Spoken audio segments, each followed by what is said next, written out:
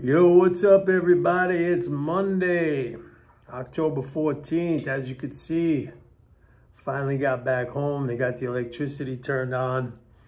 Luckily, no damage to my house. Had some, shrubs and flowers and stuff like that were ripped up. So a little bit of yard cleanup, but nothing major. And so everything came out all right. I was 6 days down there in Pompano Beach and finally back home. Got home yesterday, so I'm happy about that. Today's Columbus Day, so bond market was closed, banks were closed. It's a federal holiday, so I couldn't get any data off the daily treasury statement, and the bond market was very subdued. There was a little bit more selling pressure today. I think that's probably because banks were not involved.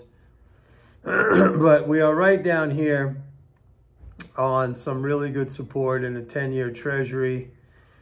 You know, this today also stock market, S&P and Dow made new record highs. A very strong day for NASDAQ. So NASDAQ is probably going to follow the other two averages and hit an all-time record high as well, a new all-time record high.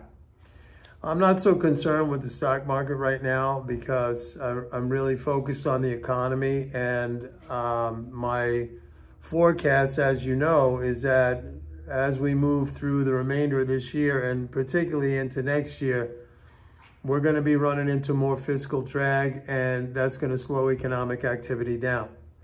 Next year also, we have to get through the election, because that will give us an idea of fiscal policy for 2025. If nothing is done, then, we have the expiration of the Trump tax cuts. We have a 2.5% increase in Social Security. That is the smallest increase in 4 years.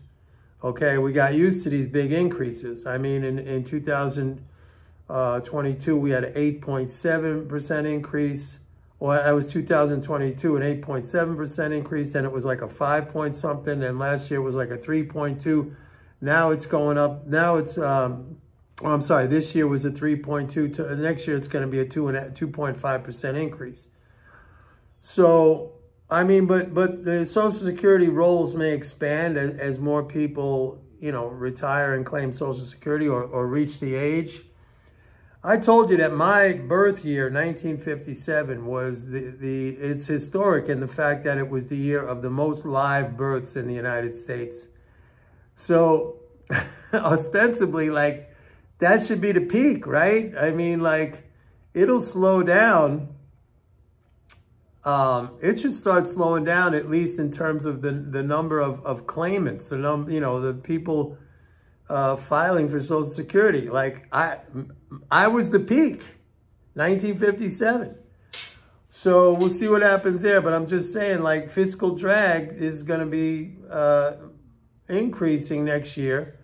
We got the Fed rate cuts. Right now, Fed fund futures are forecasting about an 85% chance of a 25 basis point rate cut at the November meeting.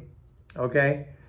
Then I think there's, I haven't looked at the December, but they're looking at another rate cut. So things are on schedule. I mean, what the bond market is reflecting right now is just really a steepening of the yield curve, because they're feeling well, the Fed will maybe cut 1 or 2 more times, but we're still going to have inflation worries. I want to talk about that for a second. What I've seen, first of all, let me talk a little bit about banking data, which I follow every week. And I put a really, significant breakdown or a really deep breakdown of the banking data every week. I put that in my MMT Trader report. One thing that's interesting is loans. Loans are growing at the slowest pace in 32 months. Residential real estate loans are growing at the slowest pace in 35 months. Consumer loans are growing at the slowest pace in 32 months. I mean, you would think that with interest rates coming down, and I hear this all the time. Mike, lower interest rates are going to trigger more borrowing, more lending by banks. Banks are doing one thing right now. They've been on a tear buying securities, and that's mostly Treasury, Agency, and MBS, and it's mostly Treasury securities. I mean, for the last 5 weeks, and really going back before that, but the last 4 out of 5 weeks, they have been very aggressive in adding Treasury securities to their holdings. Now, with banks, everything is determined by the amount of capital they have. Like, capital is the only constraint on lending, okay? It's not reserves or anything else like that. I've gone through this so many times. Like, if you think it's reserves, that they lend out their reserves. And by the way, this false belief goes right up to people at the Fed, all right? When was the last time you went into a bank to get a loan and you sat down at the loan officer's desk and he's like, Joe, you're a good guy. I think we're going to give you this loan. But first, let me call my reserve desk. Hello, reserve desk. Do we have enough money to lend to? I mean, it just doesn't happen that way. They make the loan based on your credit worthiness. You come in there, you show your income, you show your assets, you show your liabilities, and they determine, and then you have a certain amount in mind, and the bank determines if you are credit worthy or not, for at least for the amount that you're asking for. Okay? They're not, hey Joe, they're not calling down to any reserve desk at the bank asking them if we have the reserves to lend out. It doesn't work that way. Capital is the only constraint on bank lending. And right now, it looks to me like, just looking at what's going on, that banks are allocating capital towards increasing their holdings of securities. And by securities, I'm talking about mostly, government securities, as opposed to making loans. Loan growth has been really, really slow. Now, maybe that's going to pick up if there's going to be more rate cuts. But I have to tell you that I've done many studies on this, going back over decades of data. And the truth of the matter is that we have seen higher loan growth in periods of rising interest rates than we do in periods of falling interest rates. And to me, it makes total sense, because what do rising interest rates do? You should know the answers. If I'm your teacher and, we're in a classroom situation and we had the lesson, I've given the lesson over and over and over again, and on the test, one question, what do higher interest rates do? Answer, they increase interest income transfers to, the non-governmental sector. So, like, if one of the criteria for taking loans is your income, okay, which is exactly what it is, that's like a big criteria for getting a loan. When rates go up and those interest incomes are adding to income, nationally in the aggregate, I mean, it just makes more sense to me anyway that they're going to make more loans. They're going to price the loan, to make a profit. It's no big deal on the bank side. But they're looking at you and what your ability is to pay it back. That's really, what they're trying to figure out. And if your income is good and going up, if we've been in a period of rising interest rates and you say, look at my income this year was greater than my income last year, which was greater than my income the year before, thanks to the Fed raising interest rates, if you happen to be in that situation, then I understand why higher rates equate to more loan volume. And we're seeing rates come down. They've come down in the market. The Fed cut rates last month.